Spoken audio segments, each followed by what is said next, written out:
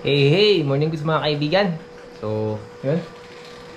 Meron tayong dumating na package from Sir Jam, Nightseeker, syempre. Ayan o. To Sam Lodor. Okay. So, kung mapapansin, kung sumusubaybay kayo sa ating Facebook page, YouTube, and TikTok, TikTok tayo, yung ating reels, dalawa sa ating reels doon ay, I think we can say na nag-viral. Na-viral ba? Or nag-trending? Hindi naman sobrang trending, pero umabot na ng almost million views, no? So, dalawa doon ay Nightseeker, Rainbow Runner jigs. Ngayon, padala si Sir Jam ng another set of jigs. So, ito. Check na natin. Ayan. Medyo, ano na rin to, medyo ilang araw na rin na sa atin. Hinanap ko kasi yung listahan ng mga official resellers ng Nightseeker all over the Philippines. Kaya lang hindi ko na makita. Pero sa pagkakatanda ko, ito yung mga official resellers. Sa Palawan, meron tayong dalawa. Si Catch and Cook Fishing Store Palawan at si Coastline Tackle Shop. And then sa Manila, si TJ Rivera. And then sa bandang Visayas and Mindanao at si Sir Marlu. Kung doon nagkakamali. At sino pa ba? Yun, marami yun eh. Hindi ko lang matandaan exactly kasi nga hindi natin laging babanggit. Anyway, sorry. But anyway, ito na mga iwan, bukas na. Crack na natin. Yan. Ayun! So, meron tayong tatlong Rainbow Runners, mga kaibigan. Oh, saktong-sakto for light. Nice. So, Rainbow Runner, parang naging, ano na natin to sa Nightseeker eh. Parang ito na yung naging paborito natin. Kasi nga, grabe na talaga humuli. Ayun. Ganda ng kulay. Magbukas tayo ng, isa. Ito, 170 plus grams ata to. Ito yung same weight na ginagamit natin. 85. Ayan. So yun, i-ano ko na lang ulit, hanapin ko na lang ulit kung sino yung mga official resellers natin. Pero sige, magbukas tayo ng isa para makita natin ang actual. Ayan.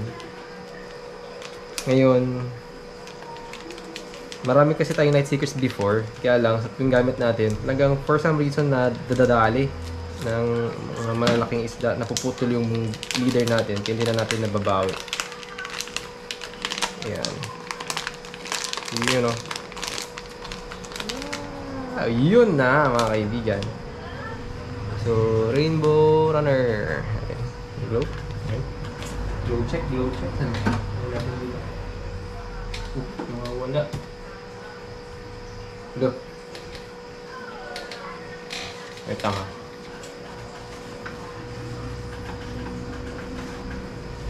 Naku, hindi ko na makita yung UV light. Hindi gumalaw na ito.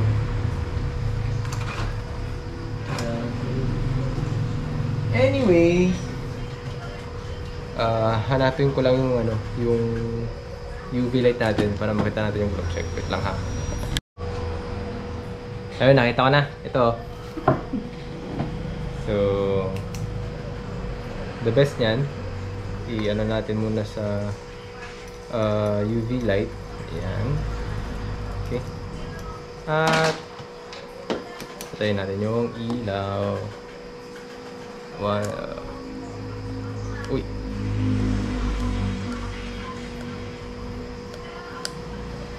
Yan. Ito siya.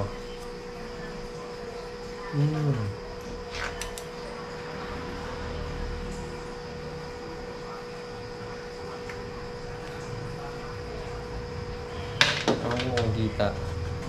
Pero ayan, nakikita naman, 'di ba? Ayun. Ayan, Nightseeker. Ayan. Marami na tayo nagamit na Nightseeker, no? Pero so far ito yung paborito namin dahil swabe rin talaga. Ang dami rin talagang nahuli. Ang dami rin talagang papakagat. Ayan. So for light jigging, ganitong size yung ginagamit natin. Itong 85 grams na ito. Ayan. Oh, yeah. Letter B light. Ito yung usual natin na gamit na size, ano. Ito yung jig na nag-trend. Ito lang. Hanapin ko yung ano ha, yung mismong gamit natin. Wait lang.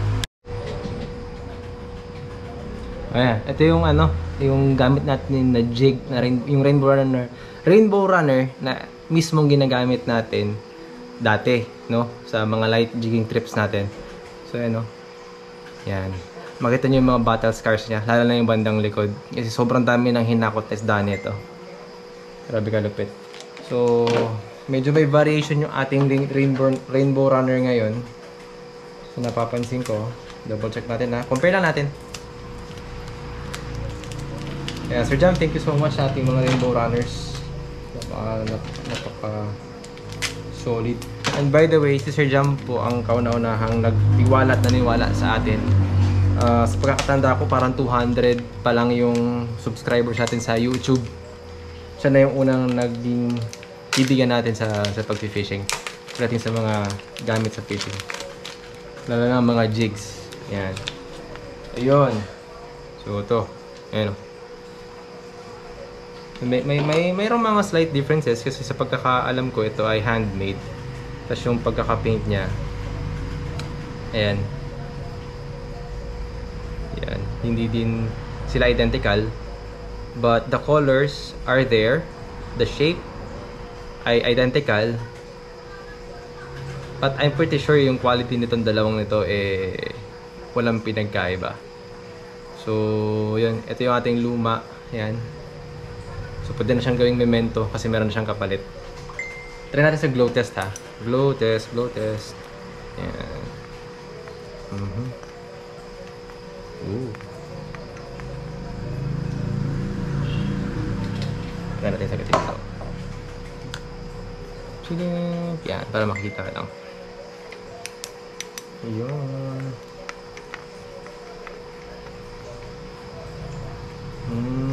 Oh, I see.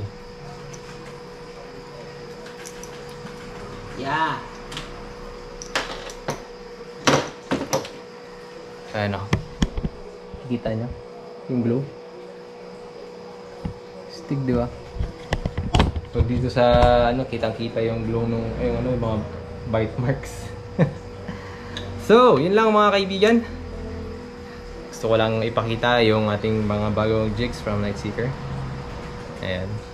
Kaya, medyo, ano na, no? Pasok na yung amihan. Kaya hindi pa natin sigurado kung kailan tayo makakapag-jig ulit. Pero basta may window, lalaot tayo. Pag kaya natin lumawat, lalaot tayo. Mga kaibigan, hanggang sa muli. Maraming salamat.